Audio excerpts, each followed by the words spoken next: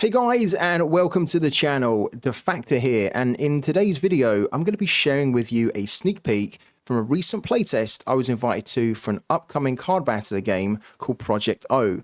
Now Project O is a game I've been following with excitement for the past year, as it has big ambitions to shake up the card game genre, with features like 3D cards, cards which you can actually customize to make your own, and cards which you can actually own.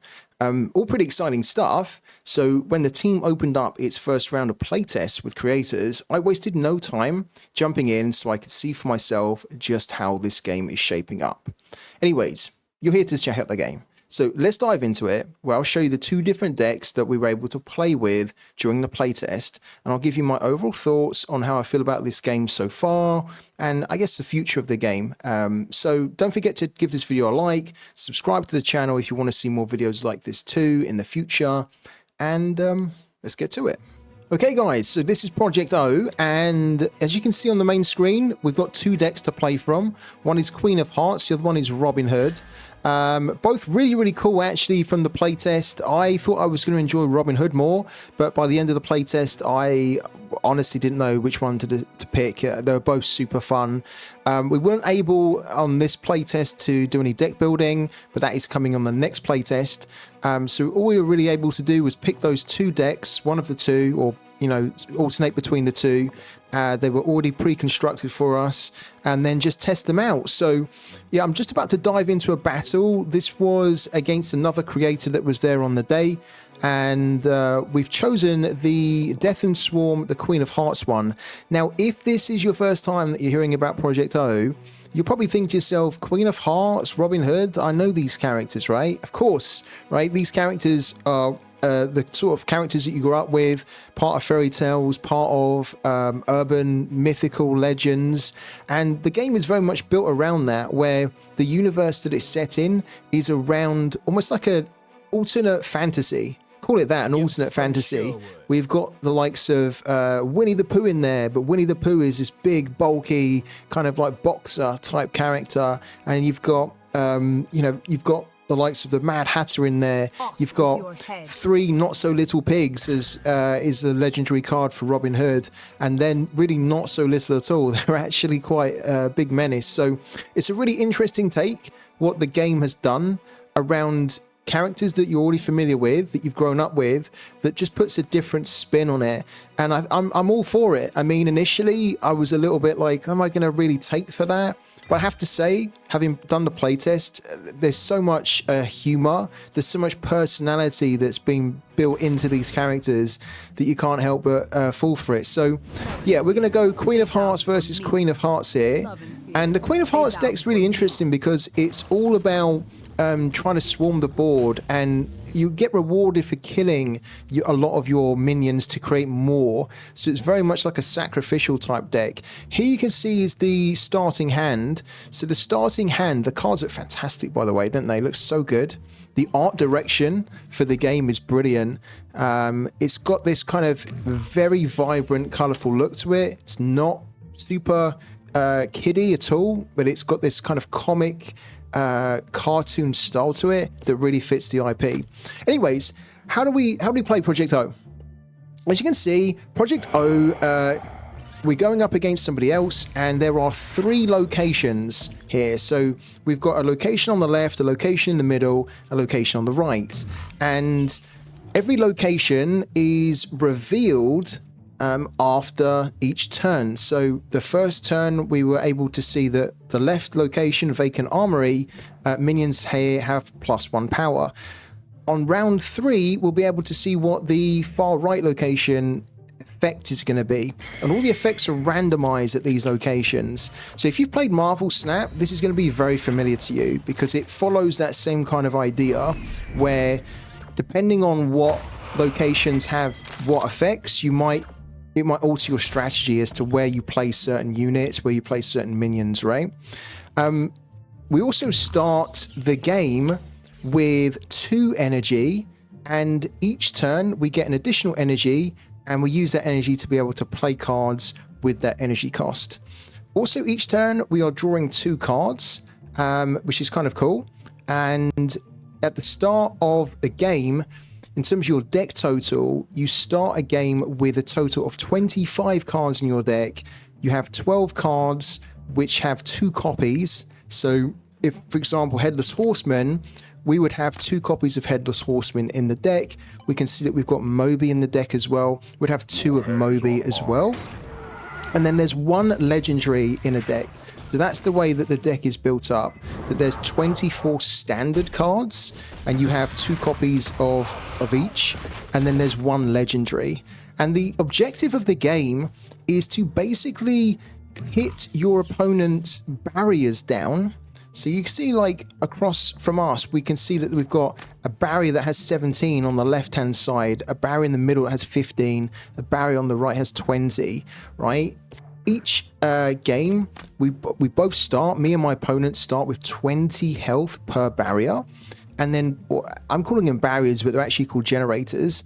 And by the end of the game, the objective is to have destroyed, by taking the health of a generator down to 0, you have to destroy either 2 generators at 2 different locations, or the same generator at the same location. Okay. Hopefully it doesn't sound too confusing, but it's very, very similar to Marvel Snap in that sense. Marvel Snap, you've got to basically win 2 locations. In this game, you've basically got to win by winning 2 generators, essentially. Now, what's really interesting is that you can see in our middle location here, we've got our opponent down to 8 health on that generator. And if we get them down to 0, then we have won the first generator. But what will happen if that does actually happen is that that generator will then be refilled to a health of 40. So it actually gets double the health that it originally had, which adds a ton of strategy into the game, because then you could go for the same generator that you've already got a strong board for, but it means that it's going to be double the effort to try and then get that generator down to 0 again. So one of the things that I really love about Project O at the moment is that you're almost rewarded for trying to capture 2 different generators and to just try and create as much problems as you can for your opponent. You'll also see here that the animations are great. I love the animations. I love the units as well. They're so cool. You can see that we've got, like, Sir Galahad in our hand. We've got Moby Dick. And Moby is just like a fierce creature. Super fierce. Gets really buffed when we play him. And you see here that we defeated the middle barrier, the middle generator. And then the Queen of Hearts was able to refill that and top it up by double to 40. So now we can go for that middle location again to try and get it down to 0, or we can try and get the other 2 locations down to 0. And that's usually the better, like, strategy, to try and get the other locations that you've not defeated down to 0. What's kind of cool about the game is that the combat resolves automatically, and you'll see that when we play units, if there is a unit in front of us, so you can see that on our side we have 3 basically slots, 3 tiles per each location, and so does the opponent. And so we just played the Flying Monkey, and the Flying Monkey we played in the middle location to the left, but then they also played a mummy on the opposing side. What's actually kind of cool is that the units, they fight each other and the combat resolves automatically. So you don't have to be dragging and dropping and figuring out what to do. All you need to do is just, like, decide where you want to play your units and why you want to play them in terms of your strategy, and then the game will just resolve the combat. So it keeps the games moving nice and quickly. You'll also see as well, and this wasn't something that was, like, immediately apparent, but it is something which is going to be explained when the game fully comes out, is that if you are winning on the board, then you will be the first one to reveal your cards, right? So you can see in the bottom right where we've got our little dog icon kind of picture, it says reveals first. And so we are technically winning on the board, which means that we are going to be revealing our cards first. If you're losing on the board, as in you have less health, total health than your opponent, then they will be revealing second. So that's quite an interesting dynamic, because if you're able to win on the board or be in a winning position, you almost get like that first advantage. The dead do not rest. So there comes Moby. Moby comes in, and what's really cool about Moby Dick is that he comes in, he's such a big unit, and he destroys all other units at that location on your side, but then he takes their health and their power and it buffs him, so he gets really, really big. I just love the animations. I love the cards as well. I love the Headless Horseman. Very cool sound effects as well in the game. So we've got Banshee here. And by the way, I'm probably playing this all wrong. One of the things I often do at playtests is I don't really play properly, as in like optimally. I just tend to play just because I'm curious to see what that might do, or like I'm more just experimenting rather than playing competitively. But here, I think we were actually doing okay. We need to try and win either the right location or the left location. We could win the middle one again, but of course it's got 34, so it just means that it's just a little bit more effort to try and get that down to 0. Also as well, one thing that you'll notice is that, and I'll explain it now if you haven't noticed it, is that the combat resolves from left to right. So what you'll see is that the combat actions now, here we go, combat, it starts from the left, always starts from the left location, and then it goes to then the middle location, and then it ends to the right location. So that was quite an interesting thing as well. The playtest was super fun. Like there wasn't a tutorial or anything, but when the game actually comes out, there will be one. So it took a couple of games just to try and understand some of these little like nuanced mechanics. But then once we did, it was actually fine. And the other thing I will say is that the game is surprisingly, well, it was surprising for me. The game is actually very easy to pick up and learn. So literally after 2 games, I was like, okay, I get this now. And I think for most people who have got like tons of experience playing TCGs, they'll probably even pick it up after the first game. But it's one of those games that's very easy to pick up, but it's not so simple to play. There's a lot of like layered strategy to it.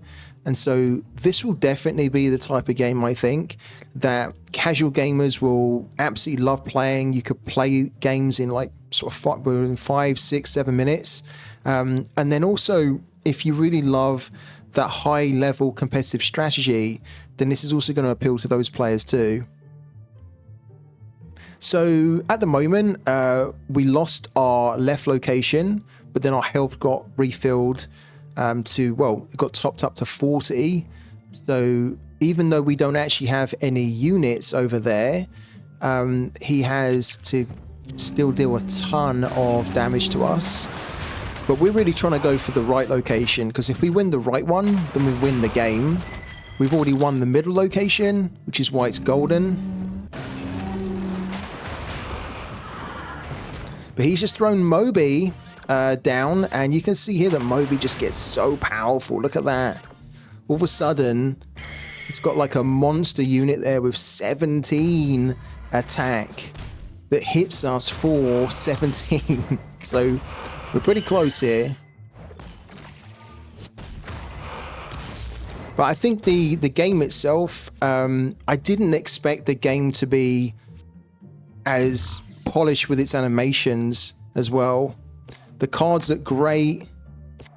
I love like the different characters and personalities to the cards as well. Like the Mummy, for example. I thought initially, oh, Mummy's probably not going to be that great, but the Mummy was actually quite a cool card, because when it dies, there's another one which comes back. I think it's a 1/1 that comes back. Headless Horseman, really cool card. The animation on the Headless Horseman is great. The art is great. And with the Headless Horseman, he really... Oh, here we go. Look at this here. So this is super cool, right? Look at that. That is so cool. And so that happens. You get that type of cinematic when a legendary is played. And so our opponent played the Legion of the Dead, which basically fills the entire board up with zombies, with 3/2 zombies, which is so cool. And it kind of puts us in a bit of a position here, right? But luckily, we get the game done with the Golden Goose. And this is kind of cool because this is the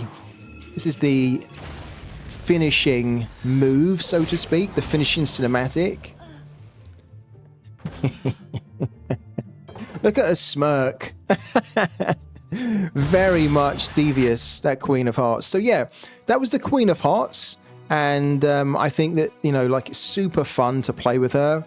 I had quite a few games with the Queen of Hearts, and I love this Legion of the Dead. Just being able to flood the board with these zombies, and I love the whole mechanic of killing your units to then create more units on the board. It does very much rely on being able to kill your units and be able to have enough units that then get buffed. But if you can do that, it really starts to snowball. So I thought that was really cool. And then we're going to check out some Robin Hood now as well. So let's see how we get on with Robin Hood. Okay guys, so you've seen a glimpse of the Queen of Hearts deck. You know, we've just played with that and it's super fun. It has some really cool mechanics in it, and I love the Legion of the Dead card. We're going to check out Robin Hood now. And Robin Hood's slightly different play style. Gift from Sherwood. I love it when he says that. Yeah, so we're going to check out Chip and Burn. And this was, again, one of the games that I played against another creator there from the playtest. It was really cool, actually. There was quite a few creators there.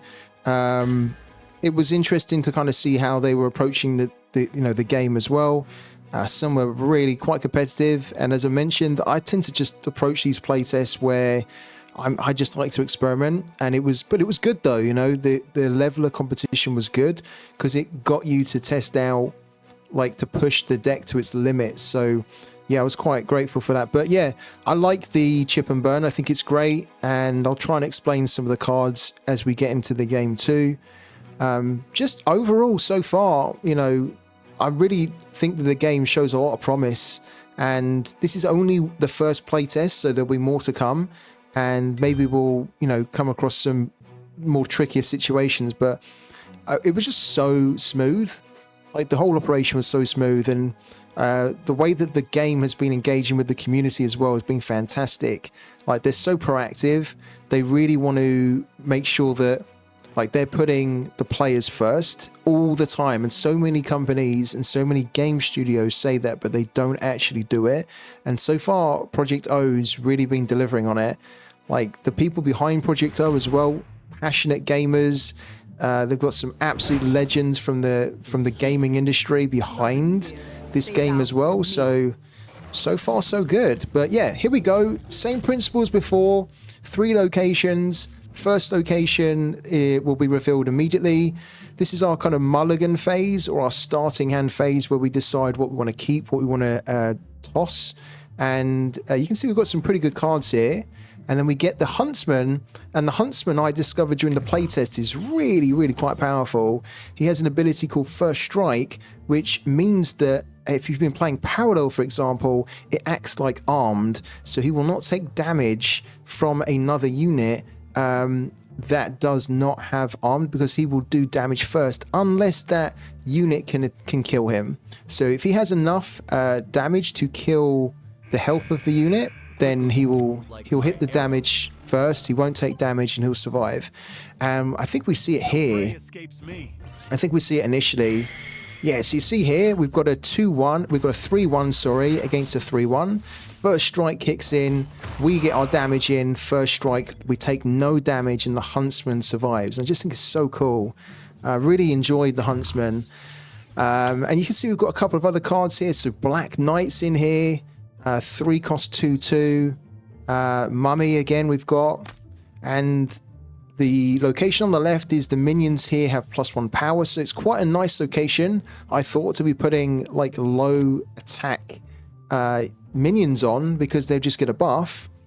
The right location reveals on round 3, so we don't actually know what effect we're going to get. Sometimes you can just go for like placing a unit on a location where you don't know the effect. Sometimes it's going to pay off for you, and sometimes it won't. But I wasn't feeling as brave in this game. So again, look, we get this first strike from the Huntsman. He kills one of their units, and we do not take any damage. So I think that the Huntsman already is looking like one of those cards to try and put in a deck when the game comes out. We don't know the other cards. I don't know the other cards, but it already seemed quite powerful. Yeah, so this is kind of cool. We all get a Merry Man, 1 Merry Man per location, because of the Sherwood Forest on the right hand side has an effect where it summons a Merry Man at each location for both players. So really cool. Another thing to keep in mind actually is that it's not just all like units or minions. There are actually kind of effects as well, like spells you can play. And we've got Lightning Strike in our hand here, which is a 3 cost, which does, I can't actually remember, I think it does 3 damage. We're going to see in a minute. I think it does 3 damage to any target. So it's a 3 cost, deal 3 damage to any target, and it allows you to potentially get, you know, winning blows in. Let's see how the combat resolves here. Again, starts from the left and then it ends on the right location. We're not actually revealing our cards first either, because we are a little bit behind on the board.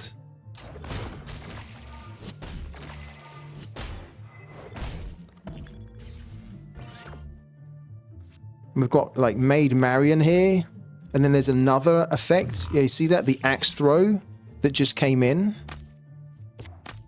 So very, very cool. We've got Sherlock in there as well. Sherlock was a really cool card, actually.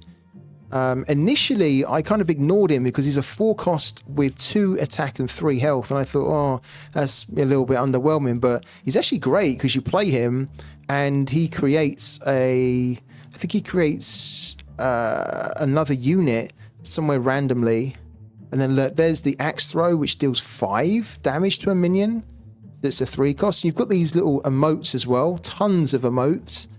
I love the fact that the team have added in like teabag.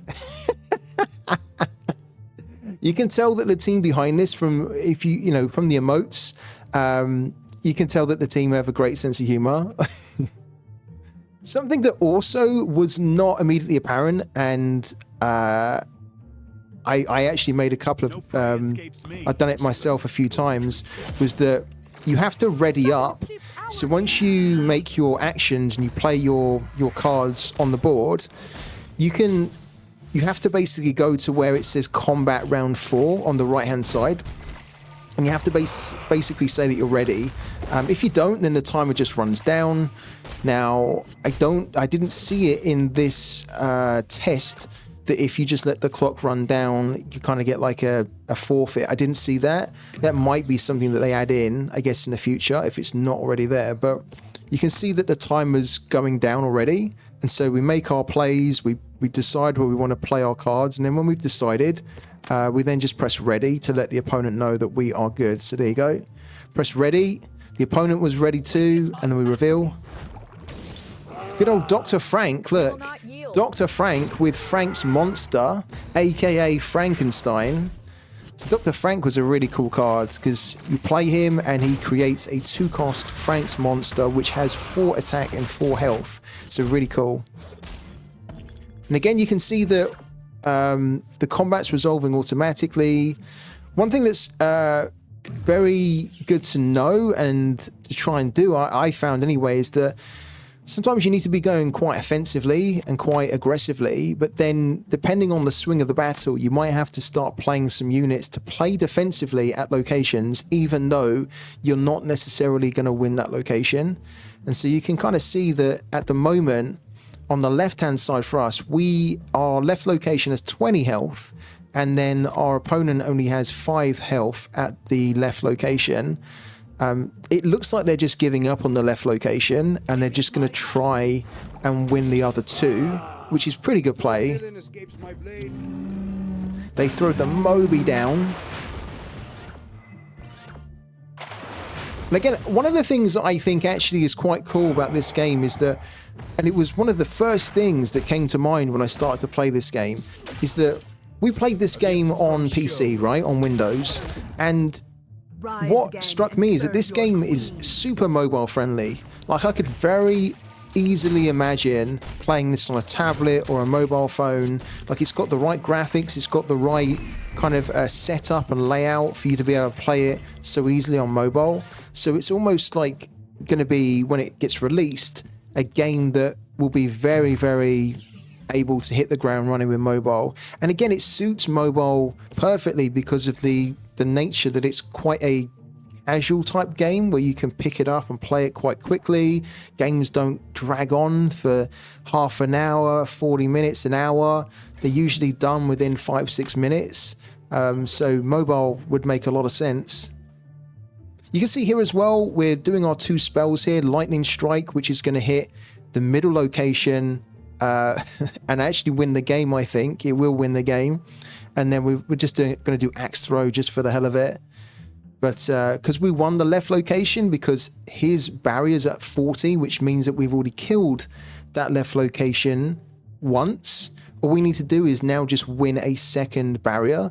And with our opponent being down to 1 on the middle, we have that great Lightning Strike just to hit for 3. And you saw there as well that, look, I actually made a mistake. I didn't realize that I hadn't readied up. So I thought I'd already readied up, and then I got the timer saying you haven't readied, and then we did. So that was quite a quick game for Robin Hood.